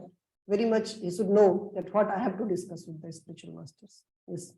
When one is actually initiated by the bona fide spiritual master and when he seriously engages in the service of the Lord, he should be accepted as a Madhyama Adhikari. Yeah. So Prabhupada is here describing that one is actually initiated by a bona fide spiritual master. Actually initiated means he already had come with all the seriousness that I will follow. What I will follow? How to do brahmachari na tapsa brahmachari na samena chadamena.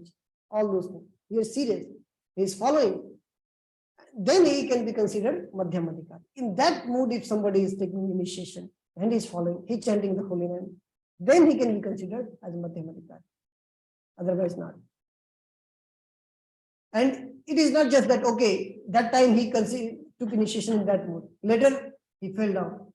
So that time he will be called as Kanishtadhikari. Prabhupada will talk about this also later. So I will describe during that time. Okay, next paragraph. One is actually Yeah, the chanting of the holy name of Krishna. Yeah, the chanting of the holy name of Krishna is so sublime. chanting of the holy name of Krishna is so sublime that if one chants Hare Krishna Mahamantra offenselessly, carefully avoiding the 10 offenses, he can certainly be gradually elevated to the point of understanding that there is no difference between the holy name of the Lord and the Lord himself. Yeah, so we must avoid Namaprad, Sevaprad, all these things of Aprad after taking initiation, even before initiation. Impure heart, sometimes Acharya describes because of inattentiveness. So these things are all needed. Means these things should go simultaneously.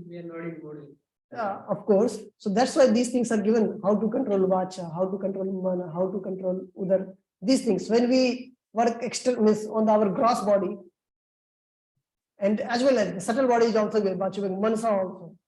So impurity will go away spiritually. That is why. This summary.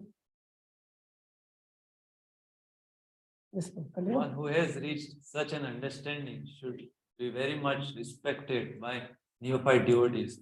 One should know for certain that without chanting the holy name of the Lord offenselessly, one cannot be proper candidate for advancement in Krishna consciousness. Yes, one must chant offenselessly. Chanting makes one chanting is very, very important. Quality chanting and quantity chanting also. But this should not be done in such way that I have to chant more and more rounds, so I will skip Seva. Hardas Thakur, you are chanting 192 rounds. And Mahaprabhu was telling him to go and preach. He was not telling Mahaprabhu, I have to chant my rounds, I am not going. No.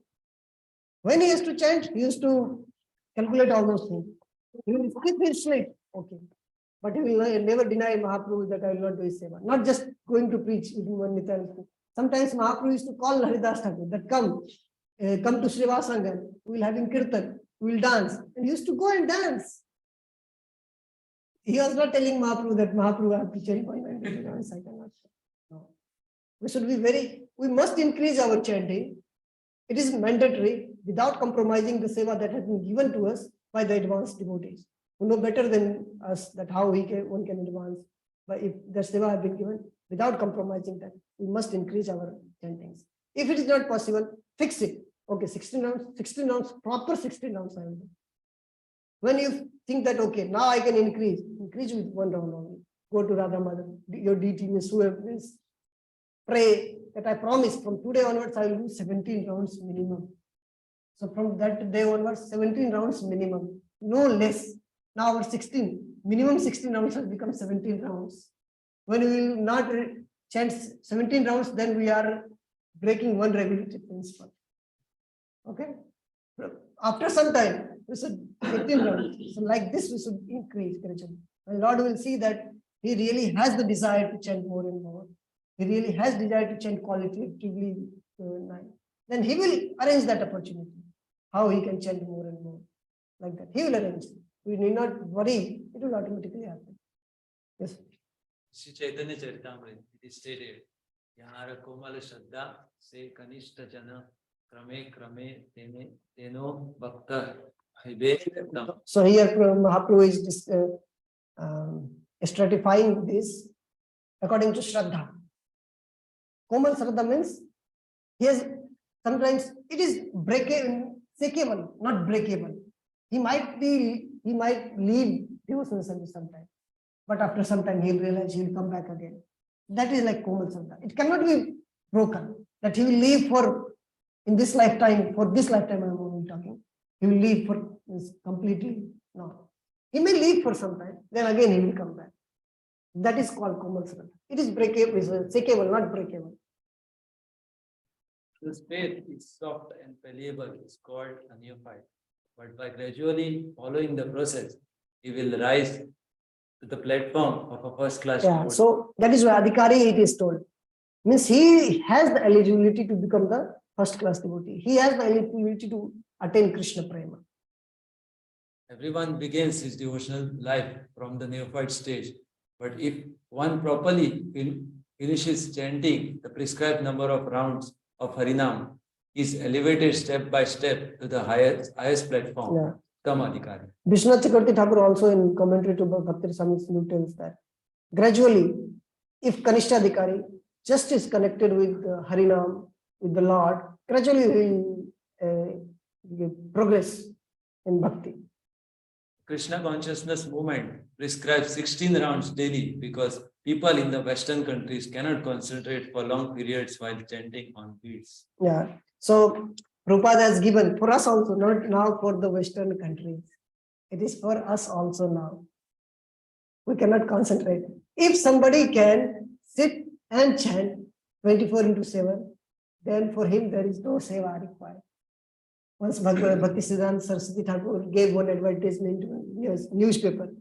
Those who want to come here and chant always, we will give them the food, we will give them the residence, everything. Okay. 4 or 5, not many came. First of all, not many came. 4 or 5 devotees came. And in that, only one, Krishnadas Babaji. Sometimes it comes in Prabhupada Lilamrit also. Only one remained. And later Bhaktisiddhanta Saraswati Thakur gave him the Babaji Diksha. He himself gave him Babaji Diksha, Krishnadas Babaji. So it is not possible in this state. That is why Prabhupada has arranged so many seva. Actually, not Rupa Goswami Prabhupada himself has given 64 links. How somehow or other we can engage our mind in the bhakti, somehow or other. Chanting is the most important part. Means Bhakti Vinod Thakur used to say, Mala is the most important. Mala, mantra, something I forgot. 3M he was telling. So Mala is the most important thing in bhakti. We have to chant. That is the most important thing. If we can, it's great.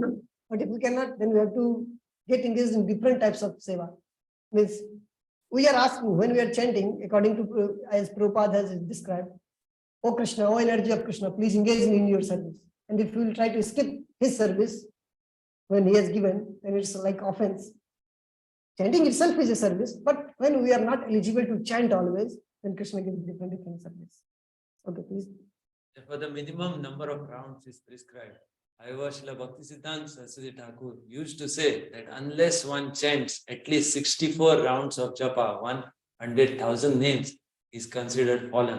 He used to tell, he did not fix it that one has to chant. However, he used to chant, unless one chants 100,000 names, he is fallen. And I will not drink water from his hand. I was telling like this. According to his calculation, practically every one of us is fallen. But because we are trying to serve the Supreme Lord with all seriousness and without duplicity, we can expect mercy of Lord Shri Chaitanya Mahaprabhu, who is famous as Patita Pavan, the deliverer of the fallen. What will be the mercy? The mercy will be that gradually, when we chant 16 rounds, gradually taste in chanting will come. Prabhupada elsewhere repeats that when we chant seriously the 16 rounds, the taste in the holy name will increase. That is the mercy of Lord Chaitanya Mahaprabhu. Then we'll try to chant more and more rounds. That is the mercy of Chaitanya Mahaprabhu. It's not that we'll just be chanting 16 rounds and we'll be thinking we're fallen anyway, Chaitanya Mahaprabhu will give mercy and he will take me up. No, we'll give the mercy, we'll give the taste to chant the holy name. And then we'll be chanting more and more. It has been elsewhere in his book only, Srila Prabhupada has written somewhere that mercy means this thing. We'll have our taste in chanting will increase. We'll chant more and more rounds. We'll try to serve the Lord more and more. Not just we're chanting 16 rounds and Chaitanya Mahaprabhu will come and take. Because we are following Chaitanya Mahaprabhu so much. Mercy will come in that way. Okay, Prabhu. When Srila Sataraj Khan, a great devotee of Sri Chaitanya Mahaprabhu, asked the Lord how a Vaishnava could be recognized, the Lord replied, Prabhu kahe jaan mukhe sune ek baar Krishna naam sahi pujo shreshta savakar. If one hears person say even once the word Krishna, that person should be accepted as the best man out of the common group. So 3 years, Satraj Khan it comes in Madhya Leela. So he was to go to Chaitanya Mahaprabhu and ask who can be called Vaishnava. So 3 years, 3 different instructions he gave. So similarly, whoever chants Krishna name even once, we can see a Vaishnava. Okay, Mahaprabhu tells that. Then again, next year, different state. Next year, different state. Yes, Prabhu, continue. Lord Chaitanya Mahaprabhu continued. Atev jar mukhe ek Krishna naam sayita Vaishnav karya tahara saman. One who is interested in chanting the holy name of Krishna, or who likes to chant Krishna's name, should be accepted as a Vaishnava and offered respects as such, at least within one's mind. Like Kanishtadhikari. One of our friends, a famous English musician, has become attracted to chanting the holy names of Krishna. And Prabhupada is talking about George Harrison. even in his records, he has several times mentioned the holy name of Krishna. At his home, he offers respect to pictures of Krishna and also to the preachers of Krishna consciousness. In all regards, he has a very high estimation for Krishna's name and Krishna's activity. Therefore, we offer respects to him without reservation. For we are actually seeing that this gentleman is advancing gradually in Krishna consciousness. Yeah. So we should respect even those who come when we preach to somebody, they start chanting. We should respect them. We should not consider them the fallen, because already out of many, they just started chanting. He has faith in chanting Krishna's holy name. So we should respect them. Such a person should always be shown respect. The conclusion is that anyone who is trying to advance in Krishna consciousness by regularly chanting the holy name should always be respected by Vaishnavas. On the other hand, we have witnessed that some of our contemporaries who are supposed to be great preachers have gradually fallen into material conception of life because they have failed to chant the holy name of the Lord. Prabhupada is talking about his time. Some of his god brothers even also, they fell down out so much of quarrel and all those things were going on, and they stopped doing, they involved in politics and all those things. So he's talking about that. While giving instruction on Lord Chaitanya Mahaprabhu, you had a devotional service into three categories. Now, Sanatana Mahaprabhu is dividing that according to the Shraddha and the knowledge. Actually, this comes in Chaitanya Charitamrita itself. शास्त्र चुप्ति नहीं जाने दृढ़ श्रद्धावान मध्यम अधिकारी सही महाभाग्यवान. A person whose conclusive knowledge of the Shastras is not very strong, but who has developed firm faith in chanting the Hare Krishna Mahamantra, and who is also undeterred in the execution of the prescribed devotional service, should be considered a Madhyamadhikari. Such a person is very fortunate. A Madhyamadhikari is Shraddhavan, a staunchly faithful person, and he is actually a candidate for further advancement in devotional service. So, like for Kanishtadhikari, he has Komal Shraddha. He can leave Krishna consciousness, but he will come back. But Madhyamadhikari, whatever happens, he may be defeated in this argument and all those things, but he will never leave Krishna consciousness. It's fixed Shraddha. But whatever I am following, that is the right path. He has fixed Shraddha. For now, I'm not that much eligible that I can defeat him in argument, someone in argument. But I will never leave, because I know that this is the actual path. He has that much fixed Shraddha. Yes, Prabhu. Therefore, in the Chaitanya Charitamrita it is said, Shraddhavan Janha Bhakti Adhikari Uttam Madhyam Kanishta Shraddhanukari. One becomes qualified as a devotee on the elementary platform, the intermediate platform, and the highest platform of devotional service according to the development of Shraddha, faith. Again in Chaitanya Charitamrita it is said, Shraddha Shabda Vishwas Kahe Sudrida Nishchay Krishna Bhakti Kaile Sarva Karm Krit Hoy. By rendering transcendental service to Krishna, one automatically performs all subsidiary activities. This confident, firm faith, farewell to discharge of devotional service is called Shraddha. So Shraddha is actually this. Rakshasiti iti Vishwasa, first thing.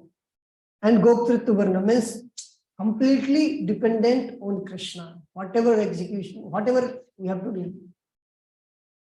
My family members, they will be taken care by Krishna. If I engage in Krishna Bhakti, those who have these types of Shraddha, like during Mahaprabhu's time, all the Grasthas were like Nirpeksha Bhakta. They are not so much concerned about how the family will be fed and all those things. They are firm faith.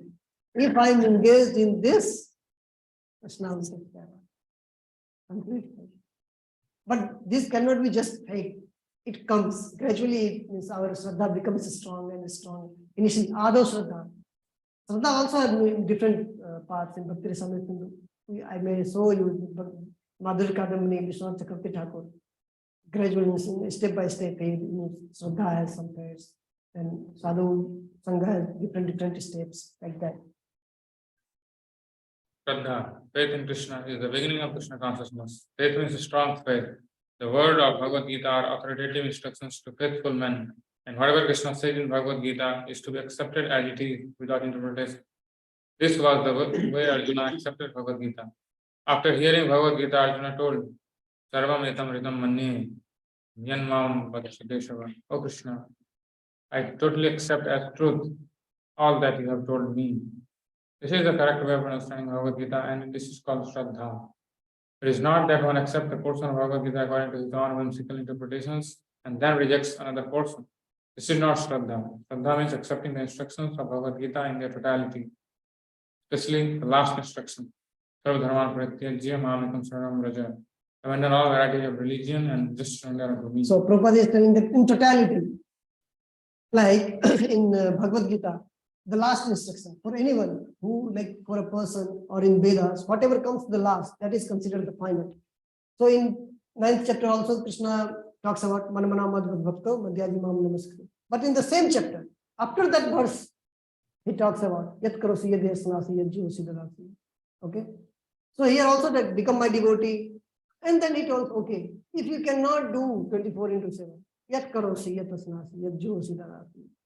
Then again he talks the same thing, Manamana Madhvat Bhakto Madhyaji Mam Namaskuru in the 18th chapter. But now he tells that, see, the level of Shraddha. In the 9th chapter, he is expecting to a person that, okay, he has become Shraddha. He cannot do this much. Then whatever he is doing, he can offer that results to me. Now in this, after giving this much knowledge, he thinks that, means he expects everyone that after reading this much or understanding this much, one will become so much Shraddhavan that he will be only engaged in Madhvat Bhakto Madhyaji Mam Namaskar. He will leave everything else. He will have this much faith that Sarva Dharman Paridajya Mamekam Sharanam Braja, and when we will do that, he will remove all the sinful activity, sinful fruits and reactions and all those things from us. So he will have this much faith. Shraddha increases progressively, gradually. When one becomes completely faithful in regard to this instruction, one's strong faith becomes the basis for advancing in spiritual life. Yeah. When one fully engages in chanting the Hare Krishna Mahamantra, he gradually realizes his own spiritual identity. Unless one faithfully chants the Hare Krishna mantra, Krishna does not reveal himself. Okay, so see, unless we will have this faith that the Hare Krishna, Krishna Krishna, Hare Hare, Hare Rama, Hare Rama. This Maha Mantra can give us anything. Unless we have this much firm faith, Maha Mantra will not reveal itself. The power of the Maha Mantra will not get revealed to us. This is very much important. That is why Prabhupada is writing. Gradually on spiritual, unless one faithfully chants the Hare Krishna Maha Mantra, Krishna does not reveal himself. So one has to chant faithfully. Even with the of course, if it doesn't come, at least mechanically we try to, whatever we are speaking, we try to hear attentively. But we try to imbibe this also, that with firm faith we have to chant. Krishna will take care of everything. My spiritual progress, even Bhagavatam it is Sarvakami, Akami, Mokshakami, Sarvakami. Whatever, if one does Tivra Bhakti, that will also be fulfilled. Okay. We cannot realize the Supreme Personality of Godhead by any artificial means. We must engage faithfully in the service of the Lord. Such service begins with the chant, which means that we should always chant the holy name of the Lord and accept Krishna Prasad. So, we should not. Here, Sevan Mukha is Jiva, no. With the tongue only it brings. Externally, we can take that prasad that has been offered to Lord. And for internal advancement, we should chant holy name. That is the most important. From the Jiva, everything starts. Yes, bro. We should not chant or accept anything else. When this process is faithfully followed, the Supreme Lord reveals himself to the devotee. When a person realizes himself. Krishna Prasad, and one more thing we have to gradually also in Krishna Prasad, we should take everything that is offered first. Gradually, we should try to get everything that has been even the grains that has been made by devotees. Firstly, you should try to avoid grains that has not been offered. Secondly, unless it has been made like chapati or whatever rice, not by devotees, we should try to avoid. Later part, we should also try to get those types of grain which has been cultivated by the devotee. Gradually, we should try to. Initially, fruits from outside, only we will take fruits and all those things. Grains completely avoid. Grains means we must offer it. For example, sometimes we go to preaching and all those things. Somebody gives fruits and he expects us to eat. That time we can remember Krishna. We can tell Sri Vishnu, Sri Vishnu, Sri Vishnu, and we can eat. He expects us to eat, otherwise he'll feel bad. But no grain like that. Grain must be properly offered, then take, and then gradually we should advance in that way also. The definition of devotee, like we comes somewhere from Spati. But that is for business, no? That is not the mood of devotion. Yes, that is why I'm trying to get from today or from different persons. So from there also same thing is there. What? Like it is in the mood of business. Okay, we were telling devotees means those. Okay. See, Prabhupada has allowed, because they also have to sustain their family. So he has allowed. If you can yourself cook, if yourself you can cook, then it's good. They're like a brother, means like some devotees are like that. Those who will cook by himself, not even his wife will cook. He will cook by himself. That only will, not even his wife. So if we can elevate ourselves to that performance, good, great. We have to take the consciousness from there. Of course. So, but it is better. Their consciousness will be far better than the persons who are non-devotees. Far better. At least the chant. Prabhupada has allowed them to sell the rice and all those things. Food, even prepared food also, because they have to sustain their family. It is a legal thing. It is Shatavriti, not something else. Always thinking of Krishna, devising means by which to spread the holy name of Krishna. You understand that his only business is in spreading the Krishna consciousness movement all over the world. Come on, where we went? When a person realizes himself to be an eternal servant. Okay, always okay. All over the world. When a person realizes himself to be an eternal servant of Krishna, he loses interest in everything but Krishna's service. Always thinking of Krishna, dividing means by which to spread the holy name of Krishna. He understands that his only business is in spreading the Krishna consciousness movement all over the world. He understands that only business is spreading Krishna consciousness movement all over the world in pure way, like Srila Prabhupada explained it. Not in some motivated way, something like different types of. If we are expanding Krishna consciousness movement, we are going to give them the pure Krishna Bhakti, unadulterated Krishna Bhakti, not adulterated Krishna Bhakti. Prabhupada is writing here, considering himself. So we should follow Prabhupada's example. Not nowadays, they have the idea of spreading Krishna consciousness mixed with so many things. Not like that. Yes, Prabhu. As a person is to be recognized as an Uttama Adhikari and his association should be immediately accepted according to the 6 processes, Dadati, Pratigranati, etc. Yeah, so Dadati Pratigranati should be done with the Uttama Adhikari. As it is the best thing, if we can do Dadati Pratigranati Guhyama Khyati Prichiti with the Uttama Adhikari, that is the best. If not, we are not getting opportunity, and of course, then Madhyama, those Madhyamas who are advanced than us, like that, we can do. Indeed, the advanced Uttama Adhikari, Vaishnava devotee, should be accepted as a spiritual master. Everything one possesses should be offered to him, for it is enjoined that one should deliver whatever he has to the spiritual master. Whenever Bhakti Siddhanta Saraswati Thakur or Srila Prabhupada talks about Guru, normally, simple, he expects devotees to understand that he is talking about Guru or a spiritual master, only that person who is Uttama Adhikari. He will clarify in the last paragraph also. So whenever he is just talking about the spiritual master, Guru, a spiritual master has this quality, then we should understand he is talking about Uttama Adhikari. In general, in Vedic conception, it is understood that only Uttama Adhikari can become proper Guru. However, Kanishta Adhikari is also allowed. For example, Brahman. It is understood that Brahman is the Guru of the society. But it is not needed that Brahman will be the Uttama Vaishnava. So, but Brahman is understood to be a Guru. So he wants, but whenever he is talking about the Vaishnava Guru, that times he is talking about the Uttama Vaishnava. Yes. So brahmachari in particular is supposed to beg alms from others and offer them to the spiritual master. However, one should not imitate the behavior of an advanced devotee or Mahabhagavata without being self-realized, for by such imitation one will eventually become degraded. Yeah. So here he is warning, like we told that we should not unnecessarily imitate those. Madhyamadhikari should not imitate Uttama Vaishnava and stop the service, stop going to preaching or all those things. No. This will become Seva Aparadh first, and it will become actually why he has stopped serving. We will think that because this devotee is always those who are advanced devotees, because they do not consider anybody devotee and non-devotee, those who are on this platform. Like sometimes even Uttamadhikari, like Prabhupada, came down to the Madhyamadhikari platform to preach. Unless Uttamadhikari comes down to the platform of Madhyamadhikari, he will not distinguish between, because he is in that trance, he is that mood, that everybody is devotee of Krishna. Krishna is taking care of everyone. So he cannot preach. He thinks that I am the most fallen. He cannot preach during that time. So artificially it should not be imitated.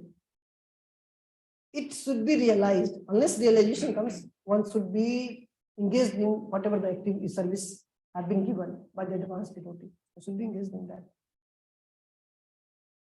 In this verse, Rupa Goswami invited the devotee to be intelligent enough to distinguish between the Kanishta Adhikari, Madhyama Adhikari, Uttama Adhikari. Yeah.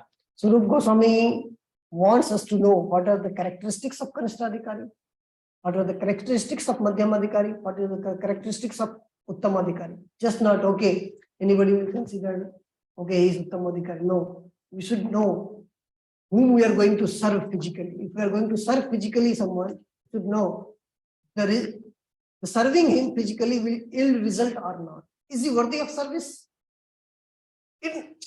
Not on the material point of view, spiritually, because when we are going to do something physically, sir, taking association, we should know actually, is it worthy to take association? Otherwise, what is the result? For 40 years, 50 years, something like we do, somebody is telling that, for example, someone's guide or someone, you can understand Krishna only by me. And it is not means 40 years, 50 years has gone, the result has not come. We have not realized anything yet. So we should know all those things, that whom we have to serve physically, whom we have to take association, whom we have to pay obeisances, like this. We should know. All these things will come in Bhakti Rasamrita Sindhu in very detailed form. What are their symptoms? The devotee should also know his own position and should not try to imitate a devotee situated on the higher platform. This should also be taken care of. That we should not think that, he is fallen only.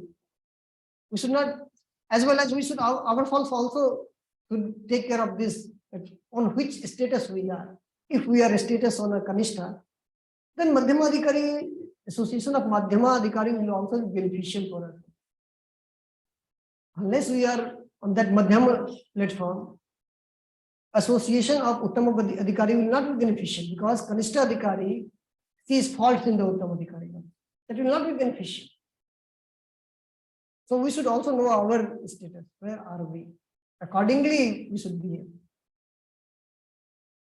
The Bhaktivinoda Thakur has given some practical hints to the effect that an Uttama Adhikari Vaishnava can be recognized by the ability to convert many fallen souls to Vaishnavism. One should not become a spiritual Many fallen souls to Vaishnavism means many fallen to the pure Vaishnavism. It is not just because even the Kanishta Adhikari also teaches a lot of followers, but he gives them impure Vaishnavism. Uttama Adhikari gives them the pure Vaishnavism. Yeah. One should not become a spiritual master unless he has attained the platform of Uttama Adhikari. A unified Vaishnava or a Vaishnava situated on the intermediate platform can also accept disciples, but such disciple must be on the same platform. Because a Madhyama Adhikari has the realization up to that level only. So how much he can impart? A Kanishta Adhikari has the realization up to that level only. How much he can impart? When it is in spiritual master, it is not just the Diksha Guru. Even those who are giving Shiksha also, they are also considered spiritual masters. Okay? And it should be understood that they cannot advance very well toward the ultimate goal of life under his insufficient guidance. Yeah. Therefore, a disciple should be careful to accept an Uttama Adhikari as a spiritual master. Yeah. Somewhere Prabhupada writes this also, not writes, somewhere in conversation he tells that Uttamadhikari actually can benefit only the Uttama disciple also. Uttama disciple means, of course, he should be very much focused that, okay, if something Uttamadhikari is telling him to do, it is beneficial for him. Firstly, when Narad Muni, in Ramayana it comes, there in purport, Govindras tells that in the Vyakhya, Tika, one should test for that, for at least 1 year, to whom we are going to take initiation, to whom we are going to take instructions. Is he eligible to take me there, or is he not, like that? And then take initiation. Like this, I was explaining that we are taking initiation in Sampradaya. It means that we are not surrendering to that only that person whom we are taking initiation. The whole Sampradaya we are surrendering actually. Through him we are surrendering. So you should know also what is the philosophy of Sampradaya. Am I going to get all those things? Right? So you should know all those things, and then we should act accordingly. Okay. Any question? Question. In this sloka, it is for Madhyamadhikari. Yeah. Madhyamadhikari to distinguish between these. Mm. What about the Kanishta Adhikari? Like one is unable to follow the first three principles, Of or course. trying to follow. Of What course. he should do? So he should follow, try to see. It's not that always Kanishta Adhikari. Kanishta Adhikari means he does not have any sense in that, he does not know what needs to be followed. He just, he has full faith, of course, in Krishna's holy name. So holy name guides him. Holy name guides him that what you have to do. Internally, like when we ourselves started chanting, or we started taking Krishna consciousness, gradually we see that how we are advancing. We started understanding, okay, he is great. Initially, we okay. कोई मंदिर में आए भगवान का दर्शन करना है, कौन है नहीं है कुछ नहीं देखते हैं, जाके सीधा होके दर्शन करना है. Later we start thinking, okay, oh, he is great Vaishnava, he is advanced Vaishnava. Then we give them the space, we give them the respect like that. So holy name guides them. So gradually, when holy names guides, then he comes to this conclusion. Okay, first thing what? Vacho Begam Mansa Krodh Begam. And then he starts taking instructions from the spiritual masters or those who are guiding. How we can control our Vacho Begam, how we can control our Mansa Begam, and then gradually he advances. मैं क्या बोल रहा था? Okay. Text number 5, 6 together है. ठीक है, 6. हाँ? 6 जो है 6 हम लोग शुरू करते हैं. एटलीस्ट कम से कम ट्रांसलेशन तो पढ़ लेंगे. मैं सोचा था 6 भी खत्म कर दूंगा. Sorry.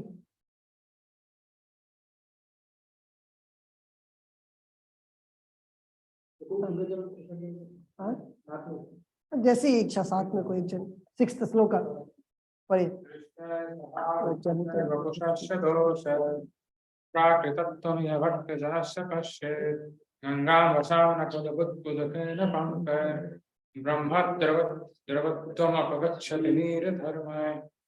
Being situated in his original Krishna conscious position, a pure devotee does not identify with the body. Such a devotee should not be seen from a materialistic point of view. Indeed, one should overlook a devotee having a body born in a low family, a body with a bad complexion, a deformed body, or a diseased or infirm body. According to ordinary reason, such imperfections may seem prominent in the body of a pure devotee, but despite such seeming defects, the body of a pure devotee cannot be polluted. It is exactly like the waters of the Ganges, which sometimes during the rainy season are full of bubbles, foam, and mud. The Ganges waters do not become polluted. Those who are advanced in spiritual understanding will bathe the Ganges without considering the condition of the water. So, till now, he was talking about, Rupa Goswami was talking about how to differentiate, of course, on the spiritual level. Now he is talking about how not to differentiate a pure devotee. So he is telling that we should be careful. For what? So in this verse, he is talking about that what should not be taken into consideration when we are dealing with a pure devotee. In the 5th verse, he described who are pure devotee, who are Uttam Vaishnava.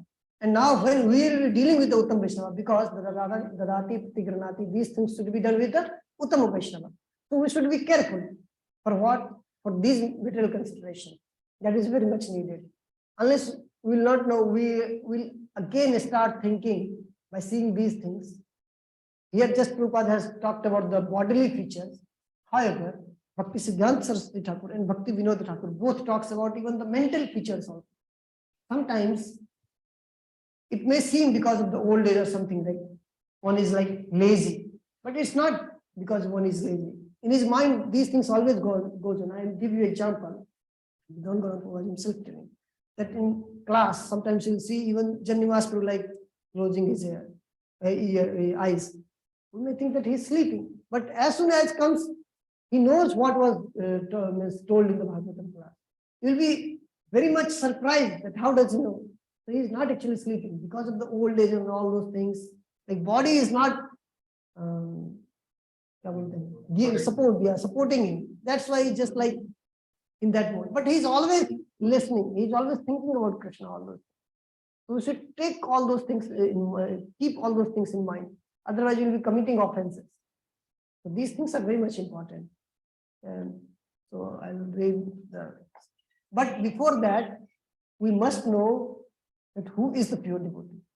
These are only meant for these considerations only for the pure devotees, not for the Kanishta Vaishnava. For Kanishta Vaishnava, we can differentiate. For example, somebody is from India, and now he is telling that there are these things I will discuss. I will take initiation only from some Indian guru. These things are happening actually very happily in this ISKCON now. These conceptions are there in this ISKCON. Then he should be differentiated on that platform, on the platform of material, means being Indian material platform. So he should be rejected on that platform. That he is considering himself some resident of some particular country, and he is differentiating devotees in some particular countries only. Those things are taken into consideration. Of course, pure devotees will not do all those things. Those who have achieved the level of Uttama Bhakti, they will not think like this, that he is from India, he is from Russia. They may have this thing that, for example, someone is from outside, so he may not like rice, he may not like sag, and people then force that Mahaprabhu was eating sag because he has taken birth somewhere where sag is not. Why someone has taken birth in some particular country, some particular state, some particular region? Some or other, because of the previous lives and all those things, he was not liking. So according to his liking and disliking, he gets birth. So these things should not be done. Mahaprabhu was eating, you are not eating, that's why you are, somebody is not pure devotee. These things are just nonsense. On these things, devotees should not be discriminated. Devotees should be only discriminated on the basis of spiritual emancipation, spiritual realization. And those who discriminate on those things, they should be considered Kanishta Vaishnava. Of course, Vaishnava, why we tell? Because he is chanting at least holy name. That's why we tell them the Vaishnava. Okay. This is the answer, Saraswati Thakur.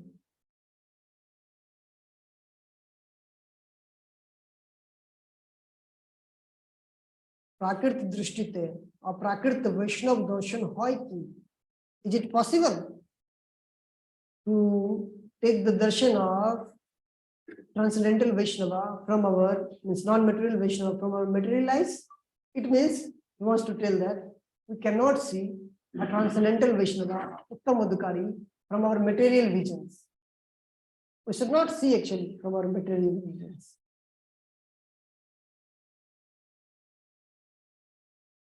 Okay, 9:25. Okay, for 5 minutes we have already finished this. Yeah. यही है ना,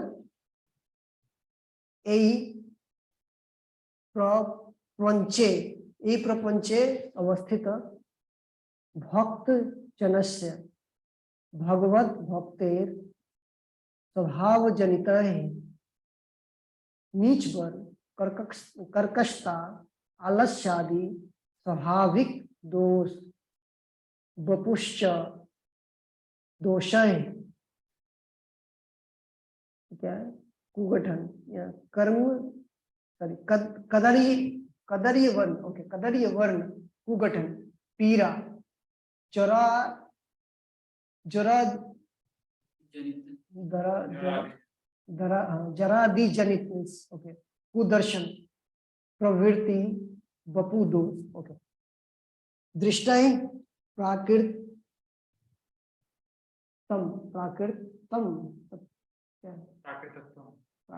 प्राकृत दृष्टि थे ना पश्येत, देखते नाई, अर्थात प्राकृत जीव ज्ञान कोरिते नाई, okay. Bhakti Siddhanta Thakur is writing, who a prapanchi avasthit in this world, those Vaishnavas who is situated in this world, for those Bhagavad Bhakta, we should not see that he is from niche birth, he has taken birth in some low class, that his voice is harsh, or he is always talking harshly, or he is very much lazy. These are natural those, swabhavik those defects. How? Because it may happen because of the old body. Automatically the alas will come in the old body, because body will not support. Okay.